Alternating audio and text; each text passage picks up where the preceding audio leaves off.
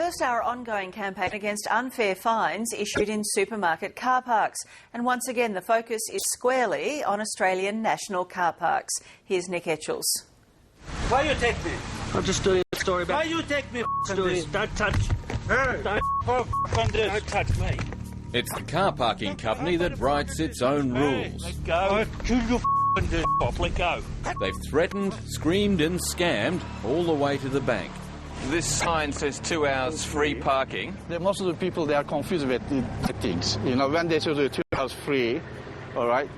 And what people don't know when they read that is they've actually got to press this button and get a ticket for the 2 hours free parking. If you don't display that, what happens? Then we book them. Well, guess what?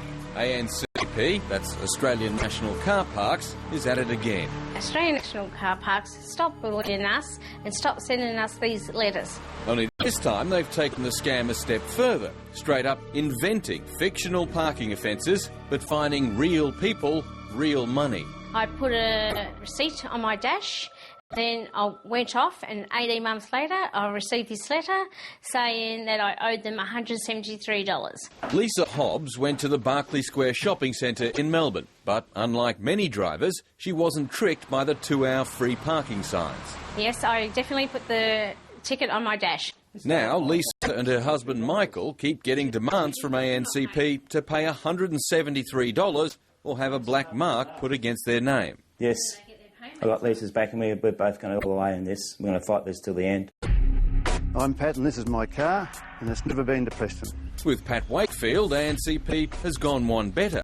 As you can see, this is not my registration. They sent him a fine for parking in the Melbourne suburb of Preston. Well, it can't be possible because they've quoted a registration number of a car which I've never owned, and they've quoted me a place where they say I park where I haven't been. I've been up in Gippsland for 25 years and I just don't go to Preston.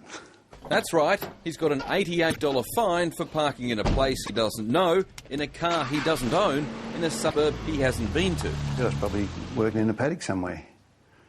You know, I've just got no reason to be in the car park they were telling me about on that day in Preston. This didn't happen. It would take me 2 hours to get to Preston from here, which would be pretty hard in a car that I don't own. Rob, get this! Get out of my way. Get this! To get an insight into how this company works, ACA spoke to one of its former star employees. How long did you work for this company? Minimum 5 years. You worked there for 5 years? Yes. You were the #1 ticket collector? Yes, I was. Jaffa says ANCP parking inspectors are under pressure to meet fine quotas, regardless of whether they're right or not. I was doing around 3,000 booking a month. 3,000 booking a month? Yeah. How much money were you making for that company? When I started, they were paying like $12 per hour. And how much were you making for them? In a year, around $2 million. You'd make them $2 million a year, and they'd pay you $12 an hour. Does the company say how many tickets they want you to get a week? Yeah. Someone lost that job.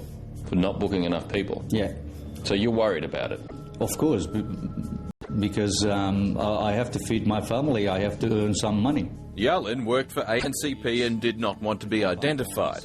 He says he issued nearly $2 million in fines a year to drivers who, mostly, didn't do anything wrong. And how many of those do you think are people who just were tricked by the signs? 90%.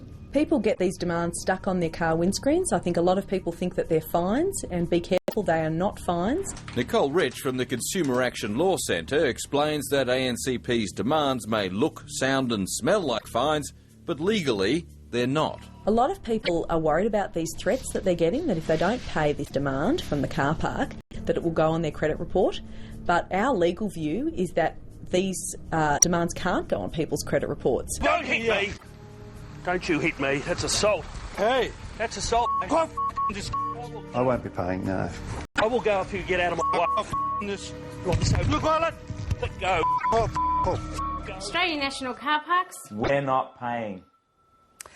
And of course, we did approach ANCP for comment, but a company spokesman declined our request. If you had an issue with a fine, we want to know about it. Send us an email or give us a call.